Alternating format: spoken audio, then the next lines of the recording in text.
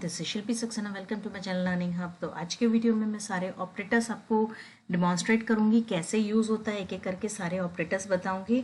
तो ये पहला है अर्थमेटिक ऑपरेटर, जिसमें मैंने addition, subtraction, multiplication, division, modulus सारे ऑपरेटर्स डाले हैं। ठीक है।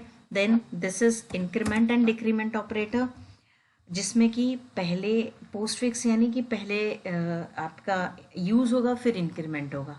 पहले स्टार्ट करते हैं हम आपके अर्थमेटिक ऑपरेटर से। देखिए अर्थमेटिक ऑपरेटर में जस्ट उसको मैंने शायद कमेंट किया हुआ है, यहाँ से इसको कमेंट कर देती हूँ।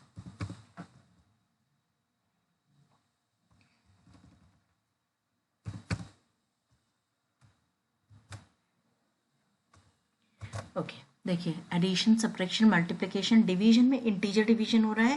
जो decimal 10 divided by 4 is the decimal portion मिलेगा। मुझे एक्चुअली फ्लोट वैल्यू मिलनी चाहिए, लेकिन क्योंकि दोनों इंटीजर थे इसीलिए अगर एक भी फ्लोट होता तो मुझे डेसिमल वैल्यू मिल जाती, लेकिन क्योंकि दोनों इंटीजर थे इसलिए डेसिमल पोर्शन ट्रंकेट हो गया और हमारा वैल्यू आई 2। अब मॉडुलस में क्या होता है कि वो रिमाइंडर रिटर्न करता है, तो 10 डिवाइडेड बाय 4 किया तो रिमाइंडर विल बिकम 2, तो जो कि हमें मिल जाएगा। ठीक है, वापस आते हैं हम अपने इंक्रीमेंट एंड डिक्रीमेंट पे। ध्यान दीजिएगा, ये इंक्रीमेंट एंड डिक्रीमेंट। अब देखिए ए की वैल्यू थी हमारी 10 और बी की वैल्यू थी 4। रिजल्ट में क्या आएगा, ए प्लस प्लस प्लस बी, यानी पहले यूज करें फिर इंक्रीमेंट करें। तो ए प्लस प्लस यानी कि वो बाद में इंक्रीमेंट होगा, बी 10 प्लस 4 इज 14, तो रिजल्ट में आएगा 14 और ए की वैल्यू हो जाएगी 11। ठीक है, अब वही 11 जो वैल्यू है आपकी, इसमें मैं चलिए आपके लिए ए भी प्रिंट करती हूँ। A is equal to percentage D, उसके बाद यहाँ पे ए प्रिंट कर देती है तो आपको क्लैरिटी होगी। ठीक है, उसके बाद फिर से ए प्रिंट कर देती हूँ, A is equal to percentage D. देखिए जस्ट एग्जीक्यूट दिस। देखो पहले इंक्रीमेंट हुई 10 की 11 हुई, और जो बाद में इंक्रीमेंट होगा क्योंकि पोस्ट है, तो 10 प्लस बी की वैल्यू 4 थी आपकी, तो 10 प्लस 4 14 हुआ, फिर इंक्रीमेंट होके ए की वैल्यू आई। अब ए 12 था सॉरी ए 11 था, फिर प्रीफिक्स में यानी पहले इंक्रीमेंट करो, तो ए की वैल्यू पहले इंक्रीमेंट होके हो गई 12, और फिर उसके बाद 12 को ऐड किया अगेन बी में, दैट इज 4, 12 प्लस 4 बिकम 16। इस तरह से प्रीफिक्स एंड पोस्टफिक्स वर्क करता है। ठीक है, अब मैं इसको कमेंट कर दे रही हूँ, आगे वाले आपको सारे ऑपरेटर्स बताऊंगी। Just make this as comment. ये ओके, नाउ ए की वैल्यू आपकी देखिए 10 थी, वो सी में आ गई। ठीक है, ये आपका यूनरी ऑपरेटर है, C plus is equal to A, यानी C is equal to C plus A. C में आप ए में 10 थी, सी में 10 आ गई।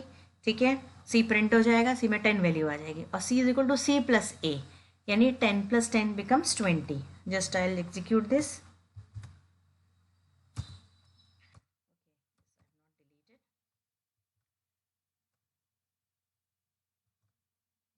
में 10 थी, 10 प्लस 10 बिकम्स 20। सिमिलरली आप यहाँ देखेंगे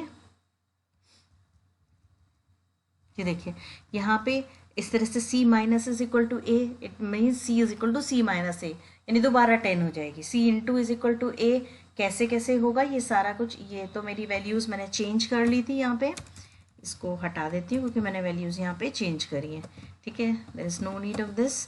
तो c into is equal to A, यानी c is equal to c into A, c divide is equal to A means c into c plus A. ठीक है, आई जस्ट रिमूव दिस। तो इस तरह से ये यूनरी ऑपरेटर्स हैं जो हमें इम्प्लीमेंट करने हैं। देन कम्स, इसको मैं हटाती हूँ, फिर से इसको भी मैं कमेंट कर देती हूँ। अब आपको नेक्स्ट वाले बता रही हूँ, ये आपके कंपैरिजन रिलेशनल ऑपरेटर। ठीक है, equal to, not equal to, equal to, not equal to, greater than equal to, greater than, less than equal to. देखिए पहले तो देखिए ए की वैल्यू 10 थी, बी की वैल्यू 4 थी। 10 इज इक्वल टू 4, क्या दोनों सेम है? मैंने आपको बताया था कि ये रिटर्न करता है ट्रू या false. False is 0 and true is 1, तो क्योंकि ये फॉल्स है इसलिए इसने 0 प्रिंट किया। 10 इज इक्वल टू 1280 जो भी नंबर था, just a minute let me see, ये कौन सा नंबर प्रिंट हुआ है? सी। ओके, सी में गार्बेज वैल्यू आ रही है क्योंकि मैंने इसमें कमेंट कर दिया था। Okay, I will make, suppose मैं डिक्लेयर कर रही हूँ int C is equal to, I think मैंने सी ऊपर डिक्लेयर तो नहीं किया, let me check. C declare किया है तो मैं इसमें डायरेक्टली लिख देती हूँ C is equal to, suppose C is equal to 30 डाल देती हूँ। चलिए,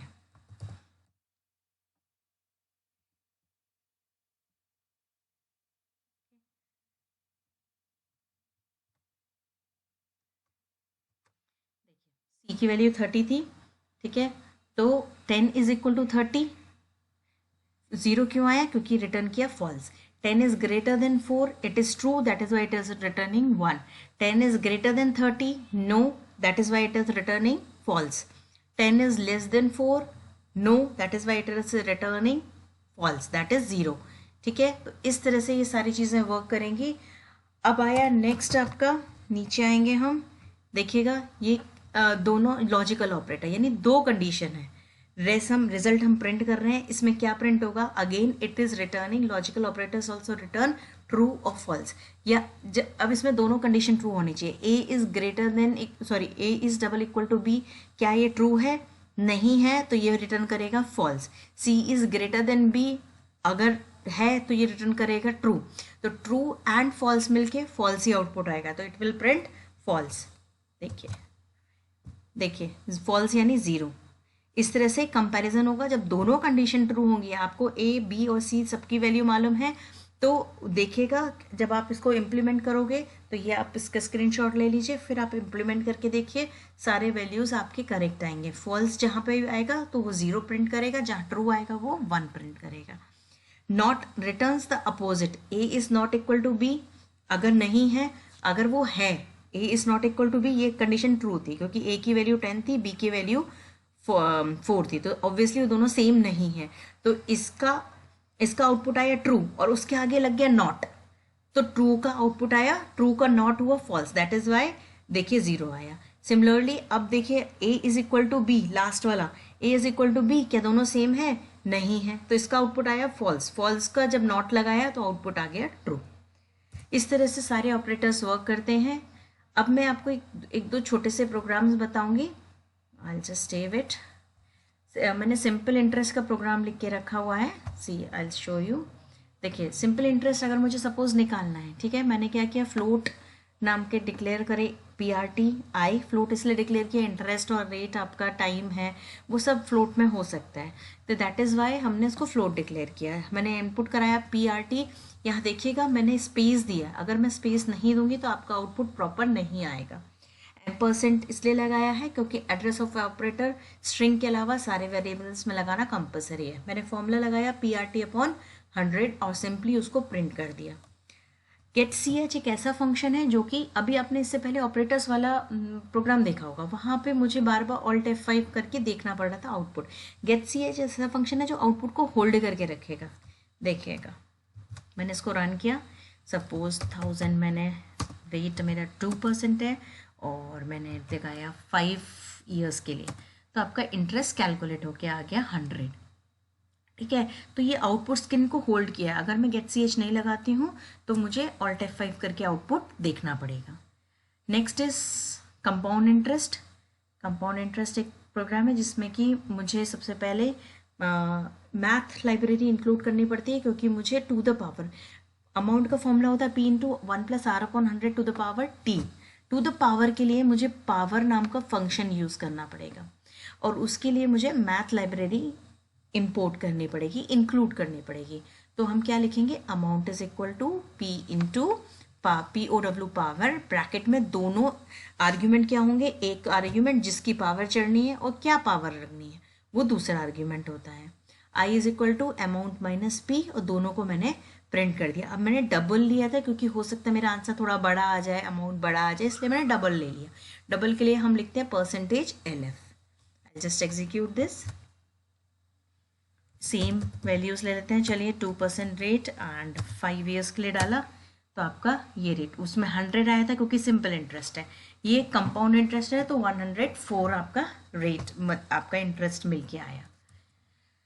next program is roots of equation. Roots I hope आप लोगों ने पढ़ी होगी। रूट्स क्या होती है इक्वेशन की, -b plus minus under root B square minus 4ac upon 2a। तो मुझे ABC 3 चीज़ चाहिए होगी, मैंने सारी फ्लोट ली क्योंकि डेसिमल वैल्यूज़ आ सकती है। R1 R2 दो मैंने वेरिएबल ले ली जिसमें रूट्स कैलकुलेट होगी, ठीक है। पहले मैंने डिटर्मिनेंट लगाया, निकाला है बी स्क्वायर माइनस 4ac। अभी इनिशियली क्योंकि मैंने आपको कंडीशनल स्टेटमेंट्स नहीं पढ़ाए हैं, अभी आप ये समझिए कि b की वैल्यू ज़्यादा रखिएगा और ac की कम रखिएगा, नहीं तो आपका अंडर रूट, अगर नेगेटिव नंबर का हम अंडर रूट करते हैं तो वो इमेजिनरी नंबर रिटर्न करता है, तो वो चीज़ गलत हो जाएगी। इसीलिए ध्यान ये रखना है कि b की वैल्यू बड़ी रखना और ac की छोटी रखना, ताकि डिटर्मिनेंट जो है वो हमारा नेगेटिव नहीं आए। फ्यूचर में जब हम कंडीशनल स्टेटमेंट बढ़ाएंगे तो हम कंडीशन लगा देंगे तो फिर कोई टेंशन नहीं रहेगी, वहाँ पे वो बता देगा कि आपका जो है रूट इमेजिनरी है। फिलहाल क्योंकि डायरेक्टली हम यूज़ कर रहे हैं विदाउट एनी कंडीशन, तो make sure that you should enter b should be bigger than a and c। तो मैंने डिटर्मिनेंट निकाला, अगेन SQRT फंक्शन है जो स्क्वायर रूट निकालता है और math.h का फंक्शन है, इसलिए मुझे इंक्लूड करनी पड़ेगी। Square root minus B plus B square minus 4ac upon 2a।